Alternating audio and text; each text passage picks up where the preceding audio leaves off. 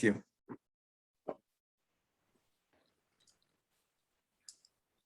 Okay, well, this is the time to start the Water Supply Planning Committee meeting of the Water Management District on November 1st at 4 p.m. So let's open the meeting and start with roll call. Committee Member Adams, Present.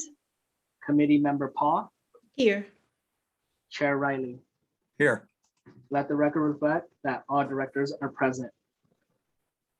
Okay, let's go to the next item, which is comments from the public. Joelle?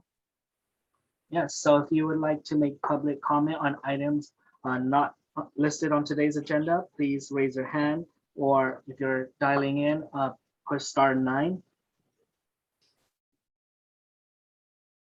And Chair Riley, I do not see anybody with their hands raised. Okay, it's always worth asking because there are more members signed up on, recorded here rather than just the committee and staff. Okay, thank you. Then we'll go to the action items, which are a couple of simple ones, I hope. So the first one is adoption of our minutes from the October 4th meeting. Any comments or questions from the board? Yes, Karen. Just one tiny typo that I noticed, John Tilley's name, second time, there's a typo, needs 2 L's. So. I noticed the same thing. You caught it before I did. Okay. I read it. I thought it said Riley instead of Tilley.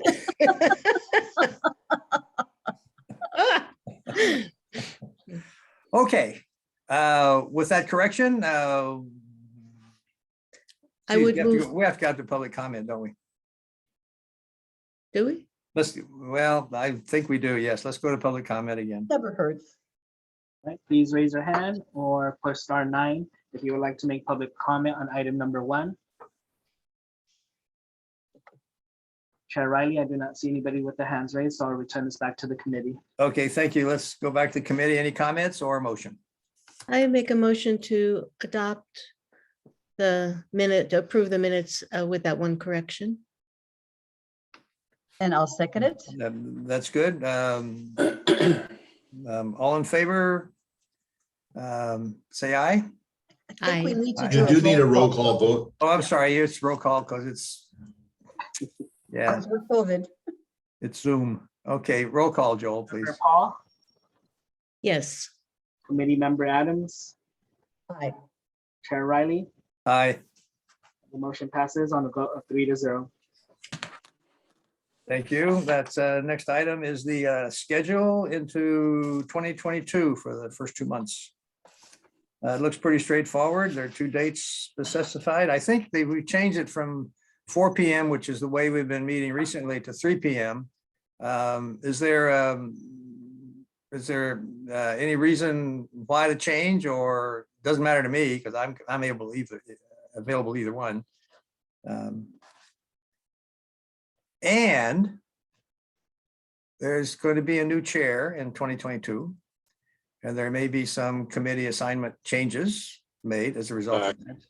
Yeah, So exactly. so I just add that to it, but for now, this is fine. We can set it and see what happens, and whoever the. Well, member- is your preference to leave it at 4? I don't know. I'm going to ask. Yeah, Quite frankly, I just as soon do 3. Okay. But it doesn't matter. I can do either in the future, but I will not be able to make the meeting on January 10th. I have a conflicting meeting for the Capital Improvement Committee. And who knows, the new chair of the Board of Supervisors could change committee structure as well. But at this point, I would not be able to make that meeting date. And is there a reason that it's not set for January 3rd? Is that too close to the New Year weekend? Is that why? I would think I guess people it's a may not be holiday. able to get everything put together in enough time for it. Yeah. Okay. Yeah, the 10th works for me. Yeah, And I can see a 3 p.m. just because sometimes our meetings go long, and then that means staff kind of goes beyond what's kind of a normal day for them. Yeah, So I'm fine with 3. I am too. Sounds good. There a motion to accept the new schedule for the first 2 months of 2022 at 3 p.m.? I'll move that. I'll second. Okay. It's a tie. Roll call, please, and you pick who seconded. Joel? Yes, Well- Director, I did not hear who you called, Joel, sorry. No, Joel, try again. Let me try it. I think he's frozen. Okay, Director Paul, Yes, Director Adams, Aye. and Director Riley, aye. So it passes 3-0. Yeah, and your voice went gone. So so it looks like Joel's screen is frozen now. yeah, he just called to say it went black, and he's going to try to rejoin. Okay, Okay, well, we are being recorded, aren't we? So that's kind of the record that is available. Yeah. So let's go to the discussion items and item, I guess, suppose it's item number 3, actually, but it's the first discussion item. On, Oh yeah, we tried to trick you. So Can't while get we're anything waiting, past him. it wasn't spooky enough. while we're waiting to see if Joel can rejoin us, let me report that last week we received an email from CalAm's counsel who said they will be sending us comments on the one-page agreement to sign the water purchase agreement. Also so we'll hopefully see something this week on that and, wrap it up maybe even as soon as next week. But we also received some important news. I think you were all copied that the decision in our complaint came forward. In effect, the administrative law judge is requiring California American Water to file an application for the water purchase agreement within 30 days, which is either the Monday after the Thanksgiving holiday or the Friday in between Thanksgiving and that weekend. But that's basically the timeline we're on. So that's good news. Not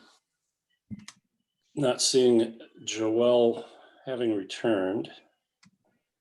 He has a photo I wanted to put up on the screen, so oh, let me, I'm gonna mute for just a second and see what we've got. You send it to me, Dave, I can put it on the screen. All right, let me do that.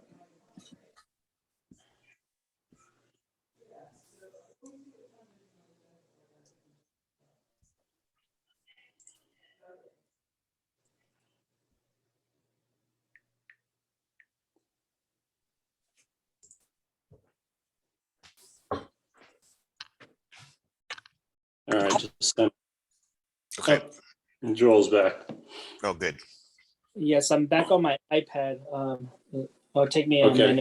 minute to hop onto my desktop computer here.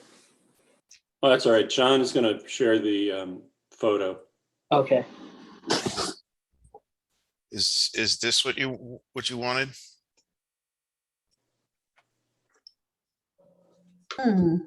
Don't see it yet. well, we all have the agenda, but you said there was a There. There photo. we go. There we go. So this is a little gift that was left with us up at Deep Injection Well number 3 site late last week. That is about 570 feet of 12-inch, I think it's stainless column that will all be put together in segments for the Deep Injection Well number 3. Maureen, correct me if it's not stainless, but I see that you're on. To avoid any further schedule slippage, we still need by Thanksgiving the well discharge head from a fabrication shop in Texas. I think where these pieces came from. And then we need a pump bowl and foot valve assembly from Arizona and a 500 horsepower motor from Tennessee. So these are the 3 supply chain issues that we've been having, which have resulted in the shifting from December completion to February completion. So we need those 3 other items to happen by Thanksgiving to avoid any more slippage. So anyway, I just wanted to share that. Work is progressing. And that concludes the update on pure water. A question? Yep. Let me just make sure I'm on the, okay. I see where General Gym is starting to be blocked off for construction of that pipe. Is the pipeline, 2 questions. One, is it tied to pure water excuse me, pure water phase 1 or pure water phase 2? Yeah, so John can explain it a little more in the next agenda. So that is the parallel pipeline in staging. And so, it's a byproduct of trying to move water in both directions at the same time so that we can both leverage more output from Pure Water Monterey as well as get some input from ASR. And that'll actually factor into John's schedule of ASR operations for the season. So maybe come back to it then. Fair enough. Committee comments, questions? Well, just please, let us know if there's anything that you think may cause more slippage that, please keep us posted. That's Yeah, all. and I should have added on the Pure Water Monterey update. We will be coming to the board maybe in November, but certainly no later than December with an amendment 6 to our cost sharing agreement to once again fund the lion's share of the pre-construction costs of the expansion. And so at the general manager level, we've agreed to just continue the 75%, 25%, keeping in mind that we can spend money on water supply projects easier than they can spend money on water supply projects. But because there's an aspect of wastewater to Pure Water Monterey, they're still comfortable at the level that they're at. So, and that's the one that you may recall, I told the board that I'm not comfortable spending money until we have either the 1-pager in hand that says they'll agree to sign. But I do think that the ALJ's direction on the decision for the complaint, it probably gives us enough comfort that they will sign a water purchase agreement. So, I think we could start spending money based on that, but I'd still prefer to have the 1-pager. So it's important that all these things come together soon because we want to start getting to 90% design and then the bid documents and so forth. So we do need to get moving on that one. Yes. I just want to offer to the public the opportunity to raise your hand anytime, because going back and forth at each little item, and we never know when we complete one item and it kind of transitions into the next item. So if you have any comments at all, raise your hand and we'll call on you. So I want to, excuse me, Dave, I want to move some of the comments from you into a mixture of the next one on ASR and just wrap that into your report here so we can get to some questions if I have a couple. Yeah, sure.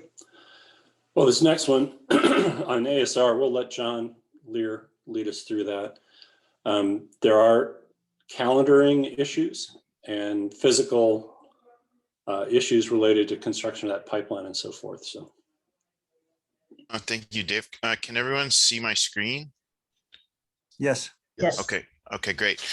So first off, George, the parallel pipeline is being done under the environmental impact work associated with Pure Water Monterey expansion. So that was the answer to your first question. What Dave alluded to is there's a number of different things going on, and I kind of created a matrix here, what the matrix means in the middle of the matrix, and then what it means for if we were to have flows sufficient to inject, what we would be capped at because of these, because of the things that are happening. So to just walk down through them, First off, we injected dye last week into the 2 deep injection wells that are operating, where that is for an extrinsic tracer test to show that the travel time between the injection wells and the recovery wells is larger than 2 months, which is a hard rule in the requirements, the law for pure water Monterey of an highly treated wastewater project injecting water. You have to have 2 components. One, you have to get to maintain 12 log credits of virus removal, and you must have longer than 2 months travel time. So this is work that we're doing to prove that there's longer than 2 months travel time, because it went in the end of September, early November. We need to let the water travel during the month of December and monitor the wells and see that the water shows up with the tracer dye, so that we know the actual travel time. With that, we can do modeling work, and because the requirements of an intrinsic tracer test only give you 66% of the credit that you can show using an intrinsic tracer test, which is using just the natural differences in chemistry of the water. The extrinsic tracer test with the added dye gives you a 1-for-1. So right now we have modeled with the intrinsic tracer test that there's 2.5 months of travel, and we're going through our due diligence to demonstrate that to Department of Drinking Water. So that's going on in December. What that means is because you want to show travel times under some of the faster travel times, you cannot inject in ASR 1 and 2, because that would limit or skew your results to the tracer test that we're trying to complete right now. So we may not inject in the area of the aquifer in the area of wells 1 and 2. There was then there's a parallel pipeline, which is what George just asked about. That is being constructed and will be constructed through January, and is scheduled to my understanding, to be done sometime in February. So this matrix then shows no parallel pipeline in December, January, and then parallel pipeline showing up some February or Marchish. By that time that the parallel pipeline shows up, you can see that the tracer test will be over.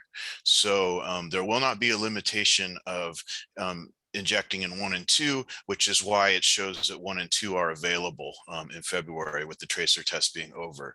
However, in January, the tracer test is still going on, but well, let's look at December first. There will be no recovery for ASR 3, meaning that ASR 4 is available to inject because it is not in the area of the aquifer that would interfere with the tracer test. And water can move north in the singular pipeline because there's no recovery from ASR 3.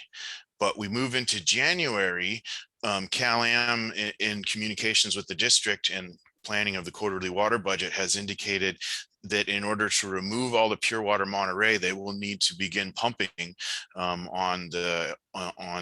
of the ASR wells and moving water south in the pipeline. And this is the issue that we brought to you with the environmental work that was hooked to the first phase of ASR, not pure water or Monterey expansion back this summer. So this is the bottleneck that we forecast would happen if there was needing to be recovery out of the ASR wells, thus limiting the injection due to the singular pipeline and water moving south. So what that does translate to unpack this matrix is ASR 4 is available in December, and you can do about 5 acre-feet a day with ASR 4 with the conditions set that is going to happen in December. In January, because ASR 3 will need to be turned on, water is moving south, we expect that the physical project is not able to move water 2 directions in one pipeline, so there will be no chance to capture water in January. When the parallel pipeline is finished, there will be the ability to recover out of 3 and inject water in ASR 1 and 2. So at that point in time, the Santa Margarita site can be used. And if there were sufficient flows in the river above permit thresholds, we'd be able to do 10 acre-feet a day using ASR 1 and 2 in the Santa Margarita facility. So with that, I can answer any questions that the panel or public has. Yes, there is a hand raised. Joel, I don't know if you want to call on that person. Yes, call on them, please. All right, so the number ending in 754. You're allowed, you should be able to make your comment. Oh, hi, can you hear me all right, Joel? Yes, I could hear you. Thanks, everybody. John Tilley, once again. You know, I was really under the impression we've been told all along that it was going to be a 6-month travel time, nothing like a 2-month travel time between injection and pumping water out. You know, I understand that there's other log items that can be done to clean, but I think, you know, just in terms of public communication, we were repeatedly told it'd be a minimum of 6 months. And there were a lot of people that were asking about that for their own particular reasons. And they might be a little bit surprised to hear we're trying to scale it back to 2 months. Quite unfortunate also to see the parallel pipeline going to now when it could have been done such a long time ago. It seemed that that effort was rather tied to just trying to limit the ability to, it was more around the desal conversation than it really was about the water supply conversation. Glad to see it happening, wish it had been done a while ago. But if there could be further comment as to the change from 6 months to 2 months, that'd be appreciated. Thank you. Thank you, John. Would the committee like me to Yes, address? yes, please. The 2, 3 versus 6. Okay, yes, the original work that was done in 2017 for the Title 22 engineering report that was required by Department of Drinking Water to move forward with the project was done with the Seaside groundwater model as developed by the Seaside Water Master. The travel times coming out of that model and in that report, if you go read that report, are on the order of 6 months, and that was using the model from 2017. We had to propose, as Monterey One and the district had to propose an intrinsic tracer test, or you have to do a tracer test as a component of the engineering report to prove that your model results, or to refine the results of your modeling to complete the all of the regulatory compliance work associated with Pure Water Monterey operations.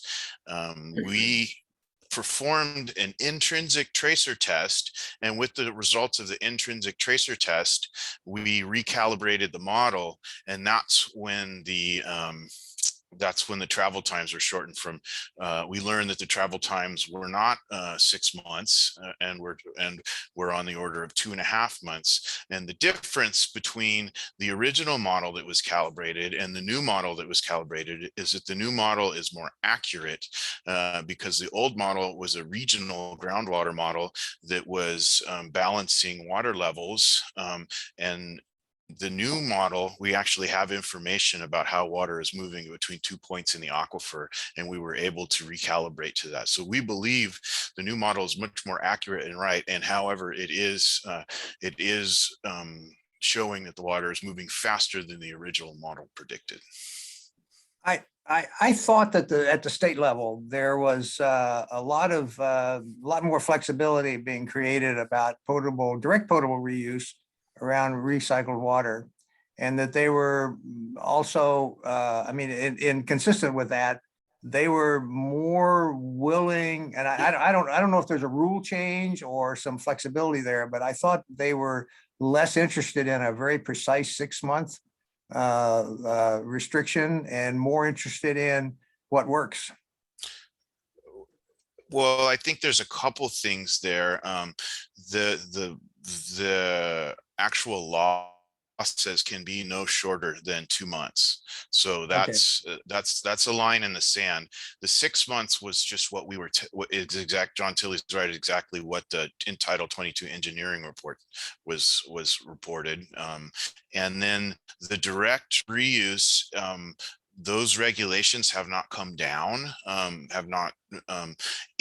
we did ask about that. And the answer we were told was, if those regulations come down, you can't just say, now we can have shorter than 2 months travel time, because Pure Water Monterey was permitted under the waste discharge permit or regulations for injected water. We could, however, re-permit the project under new regulations and see the benefits that you're looking at, right? Yeah. By re-permitting. If they change their regulations. But right now, the minimum is 2 months and we're within the minimum. So that's what I wanted to clarify. And I do, to your point, I believe the regulations, we've been told they're going to direct potable reuse will have regulations that style of project will be permittable in the future. We have not been told when the future gets here.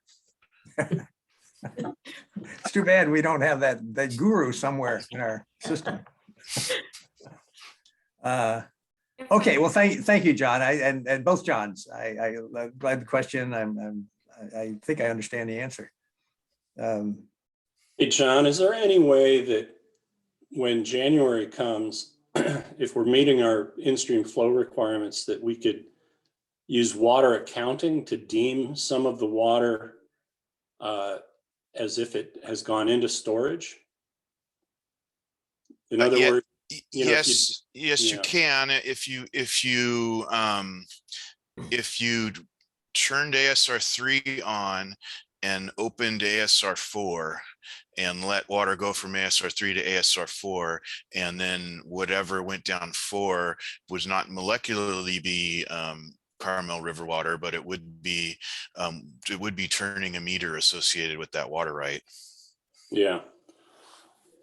Okay. Well, it's something we can talk about even more. You might be able to do it without opening up a valve, but we'll talk about it. Oh, that's an interesting idea. Any other comments from the committee on this? Because I think I've asked the public to speak up when they want to.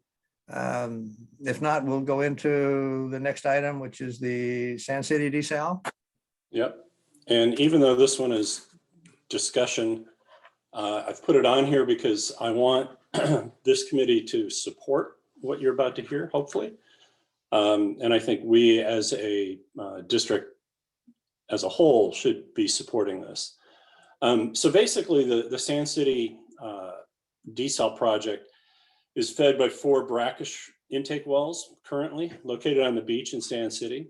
And you may recall that the way that plant works, as opposed to the way the proposed large-scale desal plant in North Marina would work, is this is a brackish desal plant, which means it takes water that is lower in salinity than seawater because it's mixed with native water.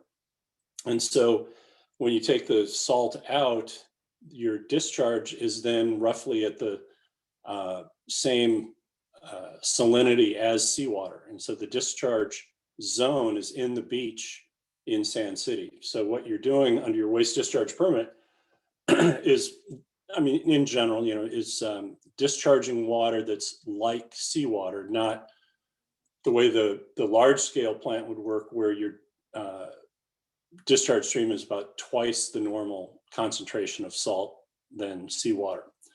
So as a brackish plant, your ability to meet the waste discharge permit requirements depends on how saline your intake water is. And these 4 intake wells have gotten an increase in salinity over time.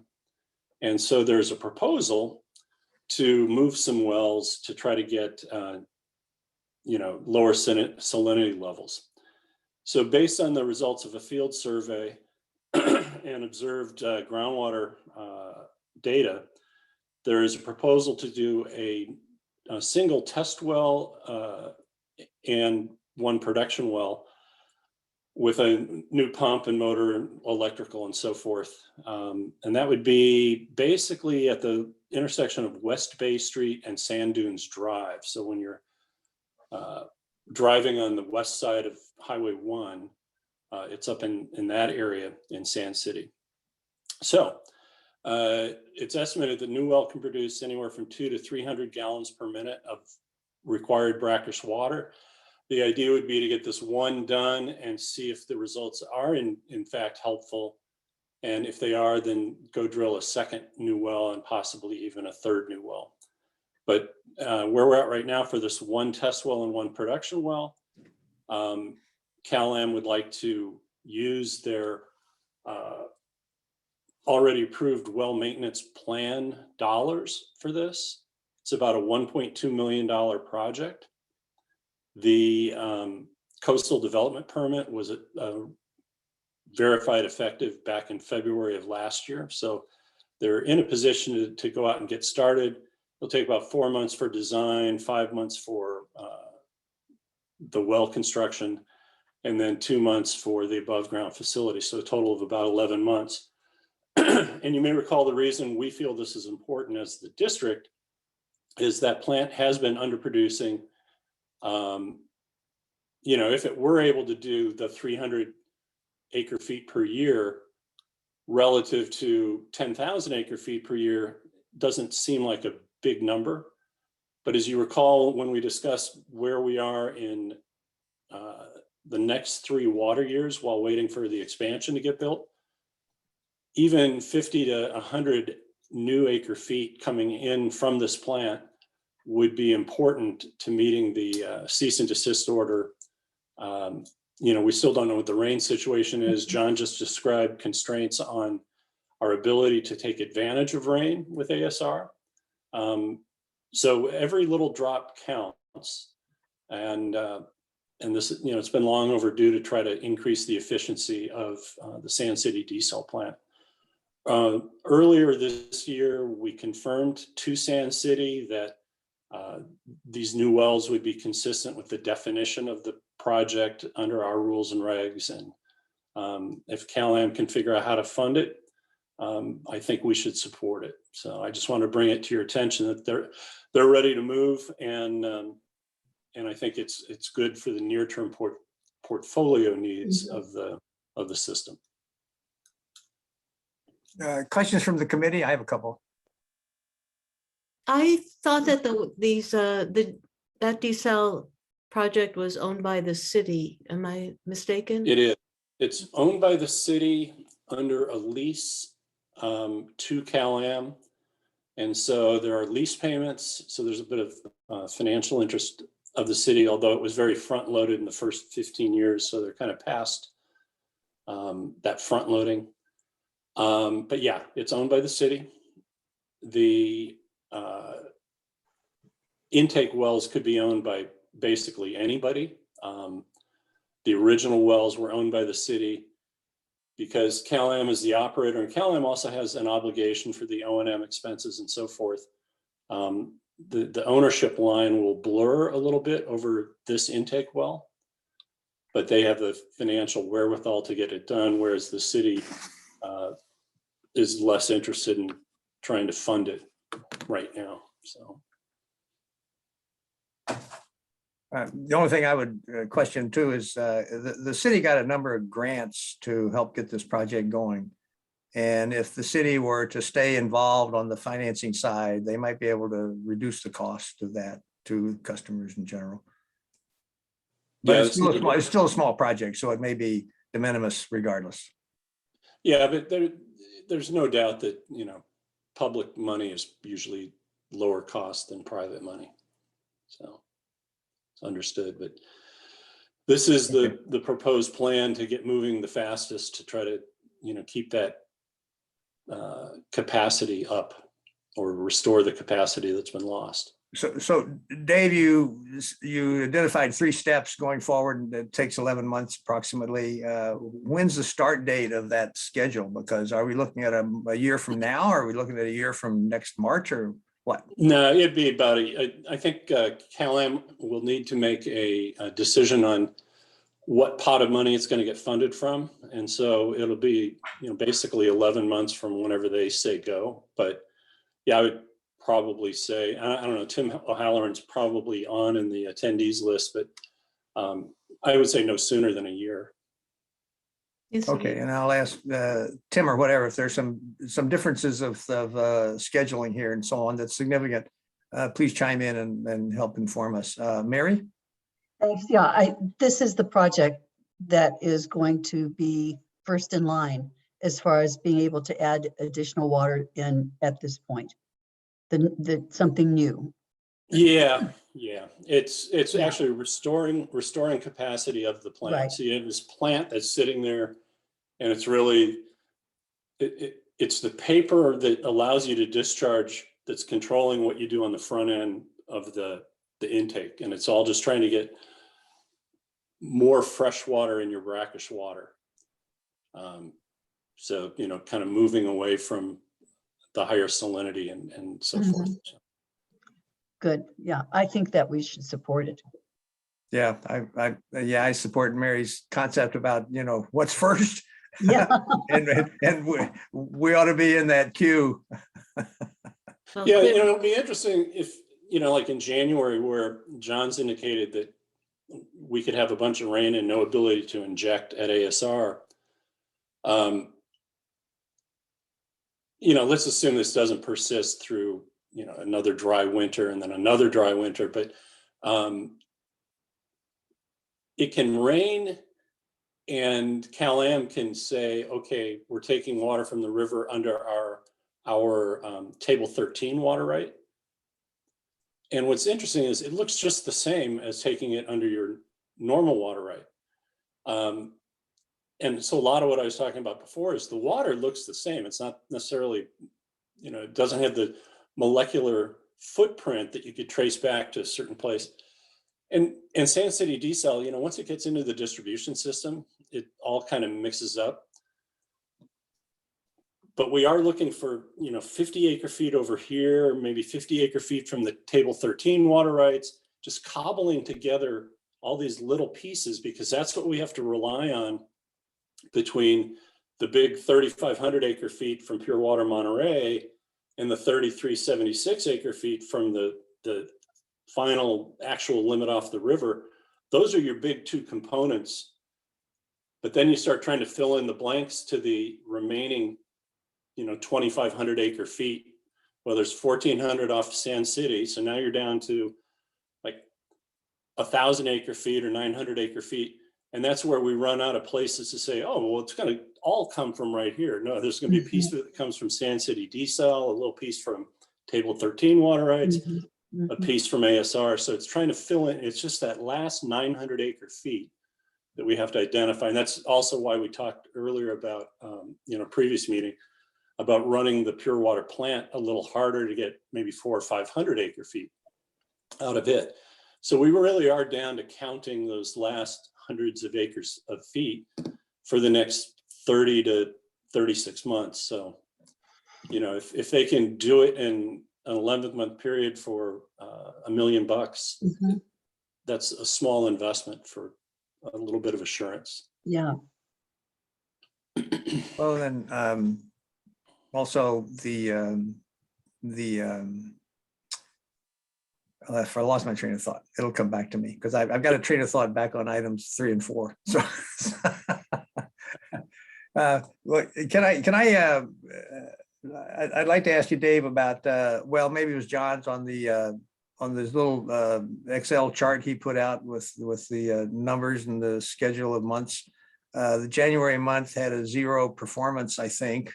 Does that mean that we should expect no injection even if we got rain? That's it. That's exactly the issue. And you may have noticed December was about 5 acre feet per day, best case. And then the remainders were at like 10 acre feet per day. The theoretical, yeah. Yeah, John, are you able to enlarge that chart a bit? I can barely, thank you. Yeah, Well, let me put it back on the screen. good. There, is Thank that you. Yeah, better? much better. Yes, thanks. Yeah. And then you see at the top of the other months, 10 acre feet per day. I think the theoretical maximum that we like to think about is closer to 19 acre feet per day, John, but we've run it at 13 quite a bit, 13, 12, 13, 14. So this year, we're just not going to be able to leverage the theoretical maximums at all. And then, as you pointed out, there's none in January. And that's where you could do water accounting. I mean, you could in effect say, well, the reason we're not getting any water in January is because we're pumping out water from Pure Water Monterey. And so we're having to use the pipeline to go south. In theory, you could say that, if you left the water in the ground that you were going to move south and backed it up with water from the Carmel River, technically the water accounting, you could say, no, you put river water in the ground and you took out Pure Water Monterey water. But the physical evidence might not be supporting that, obviously. But we have to report meter reads for our water rights. So yeah.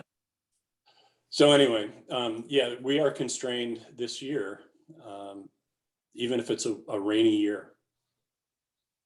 Okay, and just to kind of wrap my thought up here, whether it's 10 acre feet or 19 acre feet, it really depends on rain for that part. But it also reminds us of the importance of getting little increments of water, incremental additions to our water supply in the moment, rather than, I mean, the moment's going to be a year from now, but in the moment of planning for those, we want to preserve, this is a question, Dave, don't we want to preserve the reserve, the drought reserve and the just normal operating reserve and not dip into that? Exactly. I mean, we've made it through the last water year without tapping any of the stored ASR water. And as we head into the next water year, that's still a priority, is to try to tap it last. So the big hope was to have none of these constraints and have a rainy season, so that you would actually be increasing what's in the ground rather than either taking what you produce or even tapping that reserve. But and Maureen and I and John and frankly Chris Cook and others, we've all looked at kind of what happens if it's a dry year and what happens if it's a wet year. And when you consider there's 1,200 acre feet sitting in the ground from ASR, you could tap that in 2 dry seasons. So the priority is, as I said earlier, 50 acre feet here, 100 acre feet there, everything we can leverage to keep the reserves up. And this, I guess it takes a little bit of a crisis or a little bit of a concern, at least, to appreciate the details that go into the managing of the water supply, the water source, the cycle of takes and when and the source and the destination. I'm appreciating it more and more and more as we are in this kind of, it's not a crisis moment yet, but it's a concern moment where the rains are unpredictable, the ability to pull water, ASR, maybe a little bit unpredictable. The wells that are predicted, that are planned for, are just unpredictable. I just appreciate the details that you and John and the others are going into all of that whole process. I just appreciating it more and more.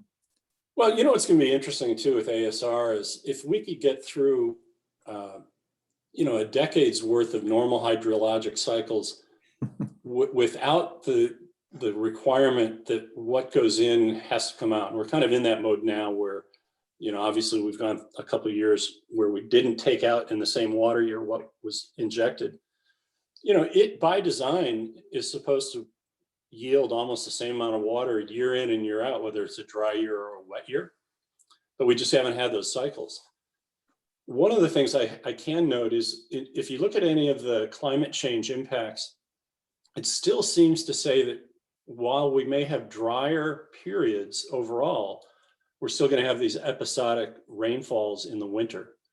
And so chances are we won't become lower than our 21 inches a year on average, it'll just be more intense.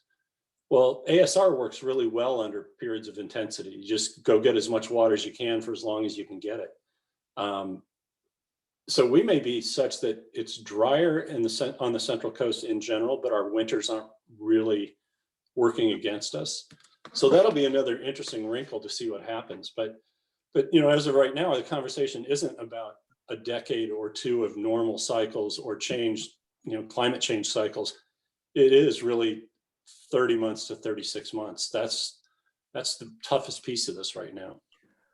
Well, it occurs to me, Dave, that the fact that ASR is kind of in place and going to be expanded, the fact that fact, maybe it's serendipity, but it seems like that is a climate change compensation or adjustment that was planned earlier without climate change as being the priority. But now that climate change is a priority, we have some infrastructure in place that is unique because it was in place because of good planning, not because of climate change, but it's perfect for climate change. Yeah. Mr. Chairman, you do have two members of the public that would like to comment. Okay, let's go there, please, Joel. John, when you're ready, please present your comment. Thank you, Joel. I said this at the last supply committee. I would encourage this committee to lead the board in a conversation that I think is entirely appropriate for the supply committee, and that is to assume 11 inches of rain like we got last year, assume 0 rain, and plan from there. If we don't have a plan in place for no rain, then we're not living up to our responsibilities. Thank you very much. Thank you, John. The second hand, please. That was also John Tilley. He's calling in and he's also joining us on his electronic device. So which was your right hand, which was your left hand, John? I think maybe John's already commented. Thank you, John. Unless there's, well, I'll go to the committee for some general questions and comments about what we've discussed so far, and then let's kind of slide into the future agenda items or questions. So I have some questions, and I have maybe more than my share. But Dave Laredo, I'm asking you to kind of pay attention here, because what's kind of information and what's kind of a new subject. All right. Fair enough.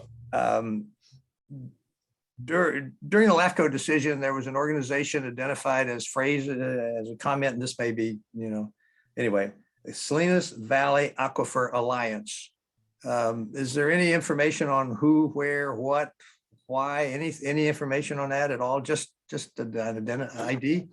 Yeah, it's primarily agricultural interest growers. I think their president is George, or I've forgotten the first name, but Fontes, who is Mary, you can help us out there, but you're on mute.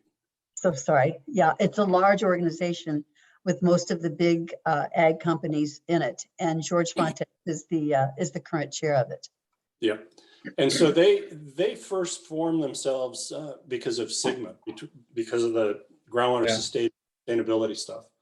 But they did take a look at this, and in kind of the ongoing. I think that's probably enough. You've responded. Okay, to this yeah, question. I was looking for an ID kind of thing. I believe, if I could say one more comment, they're the northern farmers that are the CSIP group. Okay, that's helpful. I just wanted to try to identify them.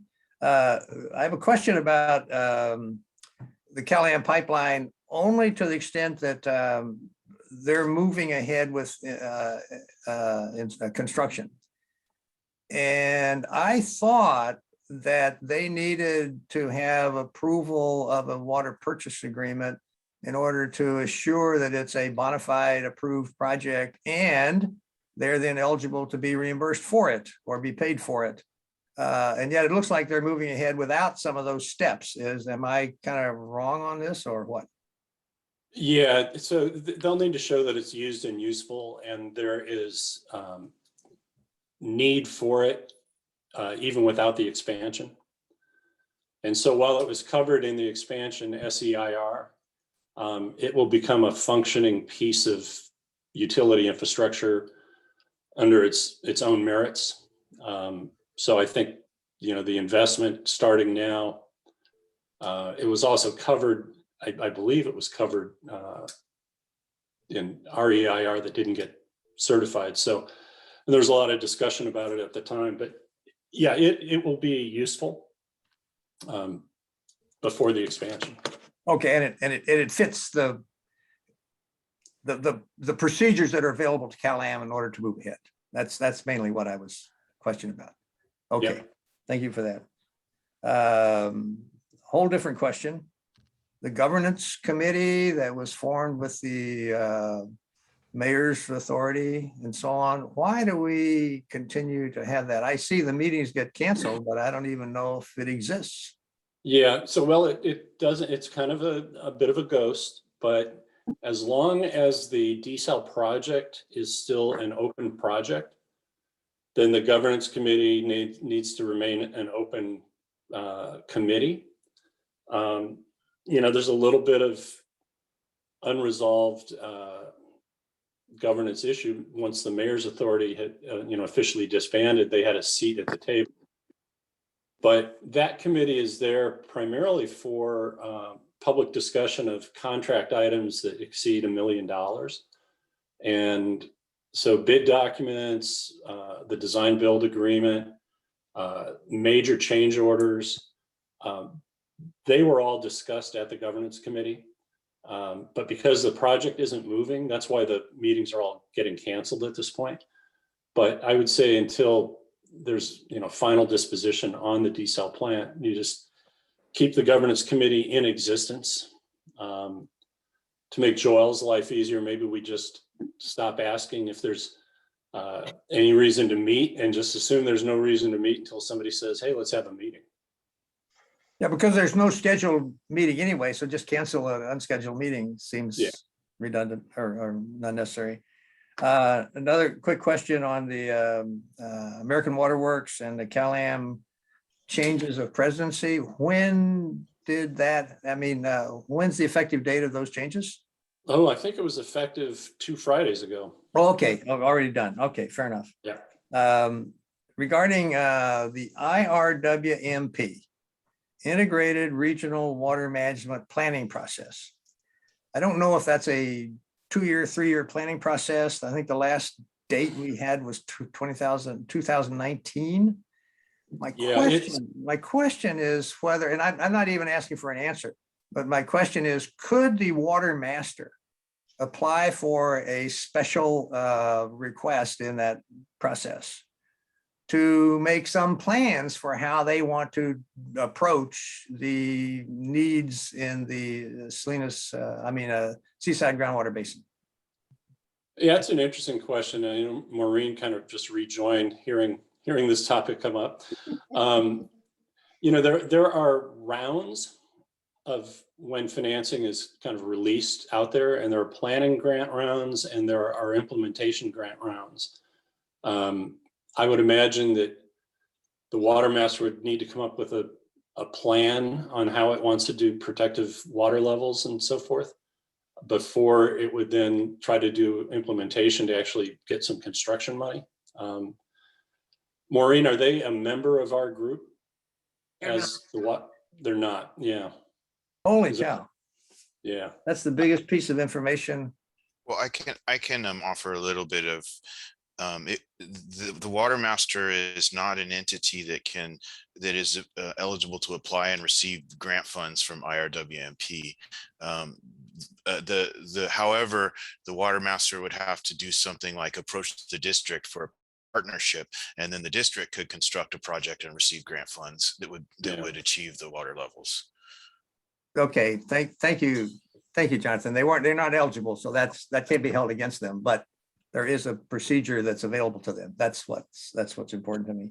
My last little question, maybe if I run out of my notes, and I'm going to pick up on John Tilley's question about lack of rain, or John, your comment about, Dave, your comment about more massive rain events. Even though it's the same amount of rain in a cycle, it's concentrated. So my question is stormwater capture. Are there plans moving forward for stormwater capture? It seemed to me that's it ought to be a high priority now that we kind of envision a more concentrated rain pattern. Yeah, and we continue to talk about it. Storage is the big issue. And, we did test Lake Aguajito, and conceptually, Roberts Lake, Lake Aguajito, Naval Postgraduate School Lake, all kind of operate on the same basis, where if you think a rain event is coming, you release lake water out to the ocean, and then the lakes are, then lowered a foot or two, and they can accept all the storm water. In the test on Lake Aguajito, we moved the lake stormwater from one location about 16 feet into the interceptor and sent it up to the Monterey One Water plant, and we proved it could be treated. But right now we're only getting stormwater from a portion of Salinas that is plumbed to come into the Monterey One Water plant. And building additional storage is challenging. I think when they did Broadway in Seaside, they put in some large scale tanks that would then allow it to just kind of filter back into the groundwater. And at some point, I know that they want to take a look at what's that likely to be on average, so they can try to get a credit for recharge to the Seaside groundwater basin and get some action out of that.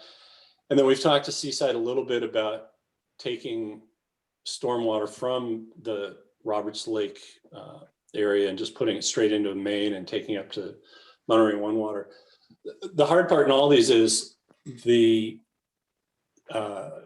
winter months when the rains happen are also the months where there's less need for irrigation water. So there's more domestic wastewater already at the Monterey One Water plant. And at the end of the day, they're still discharging to the ocean because we can't treat it all up and deliver it through Pure Water Monterey. So, it's a timing issue. And so to build significant storage is the same issue as trying to build a dam or build anything else. Where do you put it? How do you site it? What are the environmental impacts and so forth? So it's basically what can you store in your system, in the pipes, while sending it to go get treated. And then from when it gets treated, where do you store it? In our case, it would be, if it's pure water, it'd be in the ground.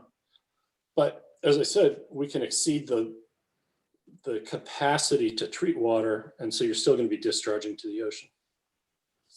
And then the only reason it's not the only reason, but another reason why I'm a little curious here is if the water master is looking for extra water. Yeah. This may be a source that could be treated and delivered, and that's your storage. But somebody's got to pay for it. And I think that's a burden on the water master at this point. Right. Mr. Riley, you also have a comment by Sarah Hargrave. Thank you. Let's go to Sarah. Sarah.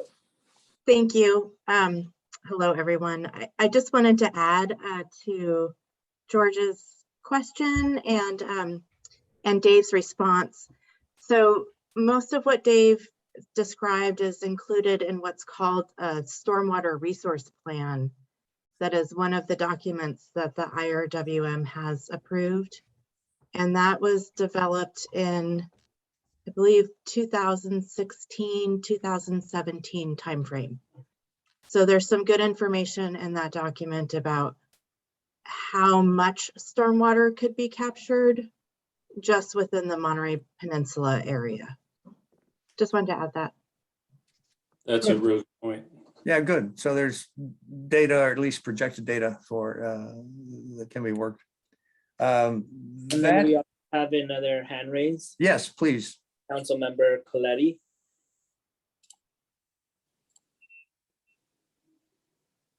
Yeah, thank you, Joel. George, I would also mention that Pacific Grove does have a stormwater capture program or project that they're finishing up on. It's the Pacific Grove Monterey ASBS Wet Dry Weather Stormwater Capture and Diversion Program. And I believe the 2 underground reservoirs combined capture over an acre foot. So just wanted to put that on your radar screen as well. Thank you. Thank you. Well, you know, my brain is tired. I have just a quick little question, George. Yes, if I'm you going to don't go to mind. committee. Yes, Mary.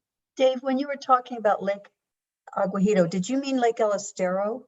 Yeah, I did. Oh, okay, that's fine. I was Yeah. thinking, oh my God, there's another lake. Yeah, you. no. That's okay, I'm good. What street is it next to? It's next to Aguajito. I know, that's where my brain fried. Thank You knew you. what you meant. Okay, are there, I'm going to ask for comments, questions at all from the other committee members? If you have any. I think we're headed toward adjournment. All right, well, nothing more to add. It's been very informative. Thanks for entertaining all of these questions, Dave and John and Luke and Maureen. John's and others. Okay, thank you. This committee is adjourned. I appreciate how resourceful you all are. We have to be, right? Thank you. All right, bye-bye, everybody. Bye-bye.